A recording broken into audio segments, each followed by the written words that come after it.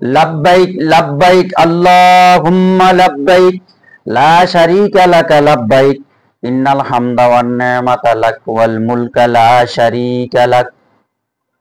এর অর্থ হচ্ছে লাব্বাইক, আল্লাহ আমি হাজির আছি, আমি হাজির আছি, হে আল্লাহ আমি হাজির আছি,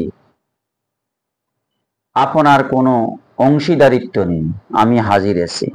নিশ্চয়ই সমস্ত প্রশংসা, কৃতজ্ঞতা, রাজত্ব একমাত্র আপনার জন্য, আপনার কোনো শরীক নেই। এই কথা যখন একজন হাজী সাহেব বলতে থাকে, একটা চাদর পরে আর একটা এজার পরে সেই সিলাইবিহীন ভাবে এলোমেলো চুল নিয়ে দুলা দুসুরিত চেহারা নিয়ে আল্লাহকে সব সময় বলে লাব্বাইক লাব্বাইক আল্লাহুম্মা লাব্বাইক লা শারীকা লাকা লাব্বাইক ইন্নাল হামদা ওয়ান নি'মাতা লাকা ওয়াল মুলক লা শারীকা লাক, তখন আল্লাহ পাক ফেরেশতাদেরকে ডেকে বলেন যে আমার বান্দা গুনার বোঝা নিয়ে আমার কাছে আসি বলতেছে, আমি উপস্থিত হয়ে গেলাম আল্লাহ আমার গুনার বোঝা নিয়ে।